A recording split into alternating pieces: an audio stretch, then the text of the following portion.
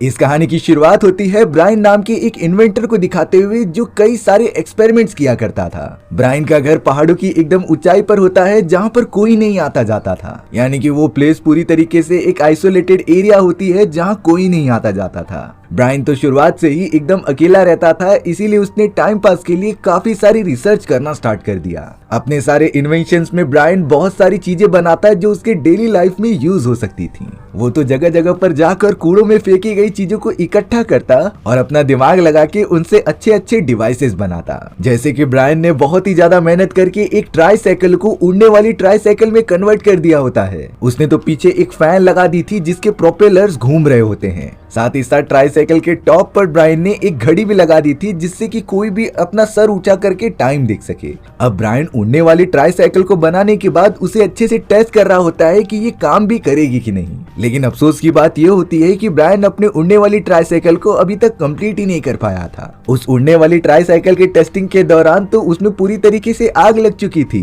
जिससे कि ब्रायन बहुत ही ज्यादा उदास हो जाता है। लेकिन उसने एक्सपेरिमेंट करना और नई नई चीजें बनाना कभी छोड़ा नहीं था। वो लगातार और भी ज्यादा नई चीजें बनाने में बिजी रहता था। अब ब्रायन जगह जगह घूमकर कूड़े कचरे के डिब्बों में अपने सामान की चीजें ढूंढने लगा था। तभी ब्रायन को कूड़े कचरों में एक इंसान का मैनिक्विन मिलता है। ब्रायन ने ये मैनिक्विन अपने पास तो रख लिया था, लेकिन उसने देखने के बाद उसके दिमाग में कुछ ख्याल आने लगे। दरअसल ब्रायन को इससे एक आइडिया आ चुका था कि वो कोई एक रोबोट बनाए। ब्रायन बहुत ही ज्यादा सोचने लगता है कि अगर उसके पास रोबोट होगा तो वो उससे कई सारी चीजें करा सकता था जो वो डेली लाइफ में करता है। इसीलिए सारी चीजें प्लानिंग करने के बाद ब्रायन अपने घर पर आ जाता है और अब तक जमा की गई चीजों की मदद से एक नई टाइप का रोबोट तैयार करने लगा। हालांकि ब्रायन को इसमें काफी ज्यादा मेहनत लग रही थी और उसका समय भी जा रहा था, लेकिन वो पूरे मन से उस रोबोट को बनाने में जुट जाता है। लेकिन आखिरकार इतने दिनों की मेहनत के बाद ब्रायन ने वो रोबोट तैयार कर लिया था। हालांकि वो रोबोट उतना ज्यादा एडवांस नहीं होता, लेकिन ब्रायन ने उसे अच्छी तरीके से बनाया होता है। लेकिन निराश कर देने वाली बात ये थी कि वो रोबोट तो एक्टिवेट ही नहीं होता। ब्रायन उसे हर तरीके से कोशिश कर रहा था कि वो उसे एक्टिवेट करके अपने एक्सपेरिमेंट को सक्सेसफुल बना ले, लेकिन इतनी मेहनत के बाद भी उसकी कोई तरकीब काम ही नहीं करती। ब्रायन तो अब सच में काफी ज्यादा निराश हो जाता है। अब ब्रायन अपने रोबोट को चार्जिंग पे लगा के मार्केट में चले जाता है कुछ खाना लाने के लिए। तभी रास्ते में ब्रायन को एमिली नाम की एक लेडी मिली थी जो उसे आने वाले फेस्टिवल के बारे में बता रही होती है। एमिली ने कहा कि इस फेस्टिवल के अंदर विलेज के सारे लोग उस चीज को जला देते थे जिनसे उनकी बहुत ही ज्यादा बुरी यादें जुड़ी होती हैं। फेस्टिवल के बारे में सारी इन्फॉर्मेशन देने के बाद एमिली वहां से चली गई थी। अब आसमान में तो काफी तेजी से बिजलियां चमक रही होती हैं। ब्रायन जब घर पर पहुंचा तभी उसने नोटिस किया कि उसके घर के बाहर कोई बड़ी सी चीज एकदम हिल रही है। ब्रायन जब उसके पास जाकर देख रहा था तब वो पूरी तरीके से शॉक हो जाता है, क्योंकि वो बड़ी सी चीज और कोई नहीं बल्कि ब्रायन द्वारा बनाया गया वो रोबोट होता है, जो आसमान में कड़क रही बिजली को सुनकर काफी ज्यादा घबरा रहा होता है। ब्रायन अपने बनाए गए रोबोट को एकदम एक्टिवेट देखकर बहुत ही ज्यादा खुश हो जाता है, इसीलिए अब वो जल्द से जल्द अपने रोबोट को घर के अंदर लेकर चला गया। अब अगले दिन ब्रायन जब सोकर उठता है तब वो अपने रोबोट को कहीं भी देख नहीं पा रहा था। ब्रायन पूरा घर छान मारता है, तब उसे किचन में जाकर वो रोबोट मिला। उस रोबोट के हाथ में तो इंग्लिश डिक्शनरी थी और उसने पूरी की पूरी डिक्शनरी एक ही रात में खत्म कर दी होती है। ब्रायन के रोबोट को तो इंग्लिश लैंग्वेज पूरी तरीके से समझ में आ चुकी थी, इसीलिए वो ब्रायन की सारी बातें समझता भी है और उसे रिप्लाई भी देता है। ब्रायन उस रोबोट को बता रहा था कि मैंने तुम्हें बनाने में काफी सारे घंटे लगाए हैं, इसीलिए तुम्हें अपना ख्याल रखना पड़ेगा। दरअसल ब्रायन ने इस रोबोट का पूरा शरीर एक वॉशिंग मशीन से बनाया होता है जो खराब हो चुकी थी, लेकिन उसके अंदर ब्रायन ने इतने सारे चेंजेस किए कि वो रोबोट अब एक्टिवेट हो चुका था। ब्रायन काफी ज्यादा सोच समझने के बाद उस रोबोट का नाम चार्ल्स रखता है। चार्ल्स जो कि वो रोबोट था वो भी बहुत ज्यादा खुश हो गया था अपना नया नाम पाकर, और अब ब्रायन चार्ल्स के साथ एकदम दोस्त की तरह बात करने लग जाता है। वो तो चार्ल्स को अपना पूरा घर के साथ साथ बाहर लेके आकर अपना गार्डन भी दिखाता है। चार्ल्स तो पहली बार इन सारी चीजों को देख रहा था जो काफी फैसिनेटिंग होती है। अब पेड़ के ऊपर से कुछ कौवे उड़ रहे होते हैं, जिससे कि चार्ल्स बहुत ही ज्यादा डर गया था। उसे लग रहा होता है कि ये सारे कौवे उसे नुकसान पहुंचाएंगे, लेकिन ब्रायन समझाता है कि तुम्हें डरने की कोई जरूरत नहीं है। चार्ल्स के मन में बहुत ही ज्यादा अजीब तरीके के सवाल आ रहे थे। उसने ब्रायन से पूछा कि क्या ये पूरी हमारी दुनिया सिर्फ इतनी ही है। ब्रायन सिर्फ इतना जवाब देता है कि ये दुनिया इससे भी कई ज्यादा बड़ी है, लेकिन तुम्हें बाकी लोगों से बचकर रहना पड़ेगा क्योंकि इससे तुम्हारी जान को खतरा हो सकता है। इसीलिए ब्रायन ने चार्ल्स को कह दिया था कि तुम मेरी परमिशन के बिना घर से बाहर निकलोगे ही नहीं। ब्रायन तो चार्ल्स को एक छोटे बच्चे की तरह ट्रीट कर रहा था जो घर में लेके जाकर उसकी देखभाल करने लगता है। अब यहाँ रात होने पर जब ब्रायन गहरी नींद में चला गया था तभी भी चार्ल्स जगा हुआ होता है क्योंकि वो रोबोट है और रोबोट सोते नहीं। चार्ल्स तो लगातार यही दोहराता जा रहा था कि I am sleeping, I am sleeping. अब सुबह होने पर ब्रायन कहीं काम से बाहर जा रहा होता है तो उसने चार्ल्स को साफ साफ कह दिया था कि तुम घर से बाहर मत निकलना जब तक मैं वापस नहीं लौट जाता। हालांकि चार्ल्स ब्रायन की बात मान जाता है, लेकिन उसका भी मन था कि वो ब्रायन के साथ जाए। उसे घर पर रहना बिल्कुल भी पसंद नहीं होता। ब्रायन तो कुछ सामान लाने के लिए सुपरमार्केट में चला गया था जहाँ पर वो एमिली नाम की उसी लेडी से बात करने लगता है। वो दोनों आपस में कुछ फेस्टिवल की बातें कर रहे थे और थोड़ी देर के अंदर अंदर ब्रायन वापस अपने घर पर लौट जाता है। चार्ल्स ने जब ब्रायन को घर के अंदर वापस आते हुए देखा तो वो काफी खुश हो जाता है। चार्ल्स तो खुशी के मारे एकदम कूदने लगा था। चार्ल्स का बिहेवियर कहीं न कहीं किसी पेट जैसा लग रहा होता है, जैसे कि वो अपने मालिक को देखकर खुश होता हो। अब तो चार्ल्स ने यहाँ पर ब्रायन, उसकी और पूरे गार्डन की तस्वीर बनाई होती है जो बहुत ही प्यारी लग रही थी। ब्रायन भी चार्ल्स की इस कलाकृति की काफी सराहना करता है जिससे कि चार्ल्स बहुत ही ज्यादा खुश हो गया था। अब धीरे धीरे जैसे समय बीतता गया चार्ल्स और ब्रायन एक दूसरे के काफी अच्छे दोस्त भी बन चुके थे। वो दोनों तो साथ में अलग अलग गेम्स खेलते, साथ में टाइम स्पेंड करते और बहुत सारी चीजें परफॉर्म करते। उन दोनों का बॉन्ड तो एक फादर एंड सन जैसा हो चुका होता है। लेकिन चार्ल्स को यहाँ पर धीरे धीरे लगने लगा था कि ब्रायन गहरी नींद में सो जाता है तो वो क्यों नहीं सो सकता। लेकिन वो ये सारे सवाल अपनी मेमोरी के अंदर स्टोर करके रखता है। अब एक दिन जब ब्रायन और चार्ल्स मिलकर ब्रेकफास्ट बना रहे थे तब वो दोनों साथ में खुशी के मारे डांस भी करते हैं। तभी अचानक दरवाजे पर दस्तक होती है। चार्ल्स तो पता नहीं क्यों किसी दूसरे आदमी को घर के दरवाजे पर आता हुआ देखकर बड़बड़ाने लगा था। ब्रायन चार्ल्स को चुप कराता है और कहता है कि तुम लोगों के सामने बिल्कुल नहीं आओगे क्योंकि ये बहुत ही ज्यादा खतरनाक हो सकता था। चार्ल्स को अच्छे से छुपाने के बाद ब्रायन दरवाजा खोलने के लिए चला जाता है। दरअसल दरवाजे पर एक एम्प्लॉय आया था जो उसके घर की रीडिंग लेना चाहता था, लेकिन ब्रायन उससे कह देता है कि तुम किसी और दिन आना। बट कस्टमर ने जवाब दिया कि अगर मैं अगले दिन आया तो इसके और भी ज्यादा चार्जेस लगेंगे। इसीलिए ब्रायन को ना चाहते हुए भी उस एम्प्लॉय को अपने घर के अंदर लाना पड़ा।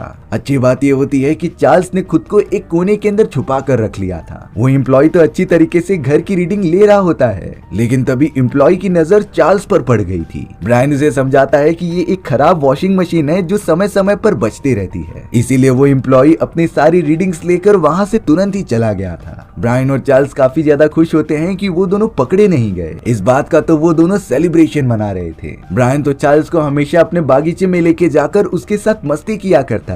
दोनों सोते समय बच्चों की तरह पिलो फाइट करते और साथ मिलकर खाना बना कर खाते। उन दोनों की लाइफ तो बहुत ही ज्यादा स्मूथली चलने लगी थी, लेकिन किसी को नहीं अंदाजा था कि उन दोनों के बीच की दूरियां काफी ज्यादा बढ़ जाएंगी। अब एक दिन चार्ल्स और ब्रायन मिलकर टीवी देख रहे होते हैं। तभी चार्ल्स की नजर एक चैनल पर पड़ती है जहाँ पर आदमी एक देश के बारे में बता रहा था। ये एक टूरिस्ट प्लेस होता है जो बहुत ही ज्यादा फेमस था और देश भर से लोग यहाँ पर ट्रेवल करने आते थे। चार्ल्स ने जैसे ही उस टूरिस्ट प्लेस के सीन देखे वो बहुत ही ज्यादा इम्प्रेस हो चुका था। इसीलिए वो ब्रायन से कहता है कि वो भी इस अच्छी जगह पर जाना चाहता है, क्योंकि चार्ल्स को एक्सप्लोर करना बहुत ही ज्यादा पसंद था। क्योंकि ब्रायन बिल्कुल भी नहीं चाहता था कि वो चार्ल्स को बाहरी दुनिया में लेकर जाए और फिर गवर्नमेंट वाले इलीगल एक्सपेरिमेंट बोलकर चार्ल्स को हमेशा के लिए कैद करके रख ले। अब ब्रायन सुबह सुबह उठकर हमेशा की तरह सुपरमार्केट चला गया था कुछ सामान लेने के लिए। वो तो चार्ल्स के लिए भी कुछ खिलौने ले रहा होता है जिससे कि उसका मन बहला रहे। अब सामान इकट्ठा करने के बाद जब ब्रायन अपने घर पर लौटा तब उसने देखा कि घर के अंदर कहीं भी चार्ल्स मौजूद ही नहीं है। ब्रायन तो बहुत ही ज्यादा डर गया था, इसीलिए वो चारों तरफ चार्ल्स को ढूंढने लगा। लेकिन फिर बाद में उसे पता चलता है कि चार्ल्स पीछे वाले गार्डन से बाहर की तरफ जा रहा था। चार्ल्स ने तो अपने बॉडी के ऊपर काफी अजीब तरीके के कपड़े डाल दिए होते हैं और वो ब्रायन से लगातार कह रहा था कि मुझे उस जगह पर जाकर एक्सप्लोर करना है। ब्रायन चार्ल्स को मना करता है और जल्द से जल्द घर के अंदर लेकर आ जाता है। लेकिन इतने समय बाद चार्ल्स ब्रायन से एकदम गुस्सा हो चुका था। भले ही चार्ल्स एक रोबोट होता है, लेकिन ब्रायन ने जिस तरीके से उसे बनाया था शायद उसके अंदर भी अब फीलिंग्स आ चुकी हैं। चार्ल्स तो पूरा दिन ब्रायन से नाराज होकर ही बैठा रहा। अंत में जाकर ब्रायन चार्ल्स को ठीक करने के लिए उससे बोल देता है कि मैं तुम्हें टाउन में घुमाने के लिए लेकर जाऊंगा। चार्ल्स तो इस छोटी बात से बहुत ही ज्यादा खुश हो गया था। अब कार के अंदर बैठते समय चार्ल्स कह रहा था कि मैं आगे की तरफ बैठूंगा। हालांकि ब्रायन चार्ल्स को पीछे वाले डिब्बे में बैठने के लिए कहता है, लेकिन चार्ल्स तो अब शायद बच्चों की तरह जिद भी करना सीख गया था, इसीलिए ब्रायन को उसकी बात माननी पड़ती है और फ्रंट सीट पर बिठाकर गाड़ी चलानी पड़ती है। चार्ल्स तो कहता है कि मुझे एयरपोर्ट और स्विमिंग पूल में भी जाना है, जिसमें बहुत ही ज्यादा मजा आता है।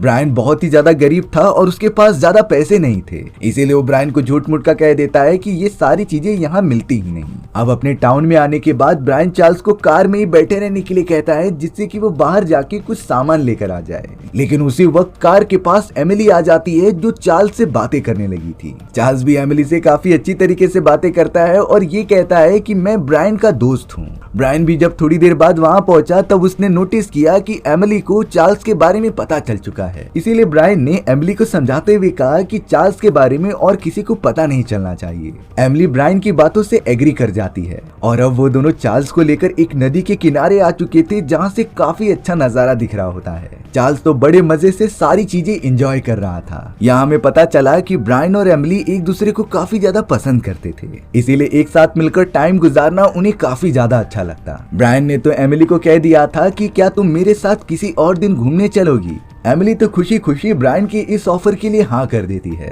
तभी ब्रायन ने देखा कि चार्ल्स खुश होकर पानी के अंदर जाने की कोशिश कर रहा है, इसीलिए वो तुरंत ही चार्ल्स के पास जाकर उसे रोक देता है, क्योंकि अगर वो पानी में गया तो चार्ल्स के अंदर जो भी सिस्टम मौजूद है उनमें शॉर्ट सर्किट हो सकता था। ब्रायन के अच्छे से समझाने पर चार्ल्स मान भी जाता है और अब वो तीनों कार के अंदर बैठकर घर की तरफ निकल पड़े थे। रास्ते में ब्रायन का एक नेबर जिसका नाम एडी होता है, वो अपनी बेटियों के साथ साइड में खड़ा हुआ था। ब्रायन बिल्कुल भी नहीं चाहता कि इन लोगों को चार्ल्स के बारे में पता चले, इसीलिए वो किसी भी तरीके से छुपते छुपाते चार्ल्स को वहाँ से लेकर घर में लेकर आ जाता है। अब अगले दिन ब्रायन डायरेक्टली एमिली को कॉल करता है, क्योंकि उनका प्लान बना था घूमने का। एमिली भी कुछ समय के अंदर ब्रायन के घर पर आ जाती है घूमने के लिए। चार्ल्स भी उनके साथ जाना चाहता था, इसीलिए वो पीछे पीछे चला आया। अब यहाँ चार्ल्स और ब्रायन के बीच थोड़ी सी बहस होना स्टार्ट हो गई थी, क्योंकि चार्ल्स चाहता था कि वो पूरी की पूरी दुनिया घूमे और ब्रायन के पास तो इतने पैसे नहीं होते कि वो चार्ल्स पर इन्वेस्ट कर सके। अब वो दोनों बातचीत कर ही रहे होते हैं, तभी ब्रायन का वो नेबर जिसका नाम एडी था, वो अपनी दोनों बेटियों के साथ उस जगह पर आ जाता है। दुख की बात ये थी कि एडी ने ब्रायन के पास आकर चार्ल्स को भी नोटिस कर लिया था। एडी को कहीं न कहीं चार्ल्स बहुत ही ज्यादा अच्छा लगता है, इसीलिए एडी ब्रायन से कह रहा था कि तुम मुझे कुछ पैसों के बदले इस रोबोट को बेच दो। हालांकि ब्रायन ऐसा बिल्कुल भी नहीं करना चाहता, क्योंकि चार्ल्स सिर्फ एक रोबोट नहीं बल्कि उसका बहुत ही अच्छा दोस्त है। इस बात से एडी काफी ज्यादा गुस्सा होकर ब्रायन को मारने लगता है और नीचे गिरा देता है, लेकिन एडी ने कहा कि वो इस रोबोट को लेकर ही रहेगा। अब ब्रायन ने तो चार्ल्स को घर के अंदर ही बंद कर दिया और एमिली के साथ घूमने निकल गया। ब्रायन एमिली के साथ थोड़ा टाइम स्पेंड करने के बाद जब अपने घर पर पहुंचा, तब वो देखता है कि उसके घर का दरवाजा किसने तोड़ दिया है। ब्रायन और एमिली तुरंत ही घर के अंदर जाकर चार्ल्स को चारों तरफ देखने लग जाते हैं, लेकिन चार्ल्स तो वहाँ पर था ही नहीं। इसीलिए ब्रायन और एमिली एडी के घर की तरफ देखते हैं और चार्ल्स तो उसके घर के अंदर ही था, जहाँ पर एडी की दोनों बेटियां उसे परेशान कर रही होती हैं। ब्रायन तुरंत ही एडी के घर के अंदर चला गया और उसकी वाइफ से पूछने लगा कि एडी कहाँ पर है। हालांकि इसकी वाइफ झूठ बोलती है कि एडी घर पर है ही नहीं, क्योंकि वो सब भी नहीं चाहते थे कि चार्ल्स जैसे मेहनती रोबोट को कोई और लेकर जाए। ब्रायन तो अब डायरेक्टली घर में घुसकर एडी से बात करने लग जाता है। वो रिक्वेस्ट कर रहा था कि चार्ल्स मुझे वापस दे दो, लेकिन एडी ने बताया कि तुम्हारा रोबोट हमारे पास खुद चल कर आया था और उसे काम चाहिए होता है, इसीलिए मैंने उसे काम भी दे दिया। ब्रायन ने देखा कि एडी चार्ल्स से बहुत ही मुश्किलों वाले काम करा रहा है, जिससे कि चार्ल्स को बहुत ही ज्यादा दुख हो रहा होता है। ब्रायन तुरंत ही चार्ल्स के पास चला गया और उसे वापस चलने के लिए कहा, लेकिन चार्ल्स कहता है कि एडी हमसे काफी ज्यादा ताकतवर है और जब तक एडी की परमिशन नहीं होगी तब तक मैं यहाँ से नहीं जा सकता। एडी की दोनों बेटियां वहाँ पर आ जाती हैं, जिससे कि ब्रायन को ये पता चला था कि आने वाले फेस्टिवल में जो कि टाउन के अंदर होने वाला है, उसमें एडी अपने सबसे बुरी यादें रखने वाली चीजों को जला देगा, जिसके अंदर चार्ल्स भी शामिल था। ब्रायन ये बात सुनकर एकदम शॉक रह गया कि कोई ऐसा कैसे कर सकता है। अब एमिली ब्रायन को लेकर डायरेक्टली घर पे आ गई थी। ब्रायन बहुत ही ज्यादा सोच में पड़ा हुआ होता है कि आखिरकार आखिरकार वो चार्ल्स को किस तरीके से बचाएगा। तभी एमिली ब्रायन के पास आकर उसे सपोर्ट करती है और बताती है कि हम किसी भी तरीके से चार्ल्स को बचा लेंगे। दोनों ही मिलकर अब एक ऐसी गन बनाने लगे थे जिसके अंदर से कैबेज निकलता था। इसी गन की मदद से वो एडी से सामना करेंगे और चार्ल्स को बचा कर लेकर आ जाएंगे। अपनी गन तैयार करने के बाद ब्रायन और एमिली उस फेस्टिवल के अंदर आ जाते हैं जहाँ पर टाउन के सभी लोग इकट्ठा होकर अपनी बुरी यादों से रखने वाली चीजों को जला देंगे। उस जगह पर अब एडी भी आ जाता है जिसके हाथ में चार्ल्स मौजूद था और वो तुरंत ही उठाकर चार्ल्स को उन सारे ढेर के अंदर रख देता है जिसे कि जलाया जाने वाला था। सभी लोग तो तुरंत ही अपने सामान को जलाना भी स्टार्ट कर देते हैं, लेकिन ब्रायन चोरी चुपके पीछे से जाकर चार्ल्स को वहां से खींचते हुए निकाल कर लेकर आ रहा था। एमिली और ब्रायन किसी भी तरीके से चार्ल्स को अपनी गाड़ी के ऊपर बिठाते हैं और वहां से जाने लगते हैं, लेकिन तब तक एडी ने उन्हें देख लिया था। एडी भी अपनी कार के अंदर बैठकर ब्रायन की कार का पीछा करने लग जाता है क्योंकि वो इन सारी चीजों में चार्ल्स को भी पूरी तरीके से जलाना चाहता था। ये करने से एडी को खुशी मिलती क्योंकि ब्रायन से वो काफी ज्यादा नफरत करता है। एमिली लगातार गाड़ी को भगाते रहती है और एडी भी उनका पीछा कर रहा था। यहाँ पर ब्रायन चार्ल्स से मिलते ही उससे गले लग जाता है और सॉरी कहता है। एक तरह से इन सारी चीजों में दोनों की ही गलती थी। चार्ल्स भी समझ चुका था कि वो दुनिया घूमने की जितनी जिद कर रहा होता है वो इतना पॉसिबल नहीं है, इसीलिए वो भी ब्रायन से सॉरी कहता है। ब्रायन ने तो अब चार्ल्स को बचाने के लिए अपनी कैबेज गन निकाली और एडी की कार के ऊपर फायर करने का स्टार्ट किया, लेकिन बाद में पता चलता है कि ब्रायन द्वारा बनाई गई वो गन तो काम ही नहीं करती, जिससे कि एडी ने उन तीनों को पकड़ लिया था और वो उन्हें वापस फेस्टिवल के अंदर लेकर आ जाता है क्योंकि उसे किसी भी तरीके से चार्ल्स को जलाना था। एडी तो ब्रायन के ऊपर काफी गुस्सा हो रहा होता है और उसे मारकर नीचे भी गिरा देता है। तभी अचानक पीछे से किसी ने कैबेज फेंककर एडी को मारना स्टार्ट कर दिया था। ये और कोई नहीं बल्कि चार्ल्स होता है जिसने कि अपना दिमाग लगाकर उस कैबेज गन को ठीक किया और अब वो एडी और उसकी पूरी फैमिली को उससे फायर करता रहता है। कैबेज काफी बड़े बड़े होने के कारण उनसे चोट लग रही थी, इसीलिए एडी की पूरी फैमिली डर कर अपनी कार के अंदर चली जाती है और वहां से भाग जाती है। फेस्टिवल में मौजूद सारे लोग ब्रायन के लिए काफी ज्यादा खुश होते हैं और अब तो उन सभी को चार्ल्स के बारे में भी पता चल गया था, लेकिन वो किसी और को भी ये बात बताने के लिए बिल्कुल नहीं कहते हैं। अब अगले दिन ब्रायन और चार्ल्स बैठे हुए थे जहाँ पर ब्रायन ने खुशी खुशी चार्ल्स को एक टिकट प्रोवाइड किया होता है। ब्रायन ने तो चार्ल्स के लिए टिकट खरीदा होता है जिससे कि चार्ल्स पूरी दुनिया घूम सके। चार्ल्स भी ये चीज देखकर बहुत ही ज्यादा खुश हो गया था और अब वो तीनों ट्रैवल करते हुए रेलवे स्टेशन पे आ जाते हैं। ब्रायन तो चार्ल्स को टिकट देते हुए अलविदा कह रहा था कि अच्छे से जाना। ब्रायन को इस तरीके से देखकर चार्ल्स भी काफी ज्यादा इमोशनल हो चुका था, इसीलिए चार्ल्स अपने द्वारा बनाई गई एक ड्राइंग को देता है जिसके अंदर ब्रायन और एमिली की फोटोज बनी हुई थी और अब चार्ल्स ब्रायन और एमिली को बाय करते हुए ट्रेन के अंदर बैठ जाता है जिससे कि वो अपनी दुनिया के घूमने वाले सफर के सपने को पूरा कर सके। ब्रायन भी चार्ल्स से बहुत ही ज्यादा खुश था कि आखिर वो जो चाह रहा था उसे मिल गया। ब्रायन भी एमिली के साथ हमेशा के लिए रहने का डिसाइड कर लेता है और इसी के साथ हमारी ये कहानी यहीं पर खत्म हो चुकी थी। सो व्यूअर्स, आपको ये स्टोरी कैसी लगी कमेंट सेक्शन में बताना भूलना मत और अगर आपको मेरा एक्सप्लेनेशन 1% भी अच्छा लगा होगा ना तो वीडियो को लाइक एंड चैनल को सब्सक्राइब जरूर कर देना। मिलते हैं इसी तरीके की मजेदार वीडियोस में, तब तक के लिए बाय बाय।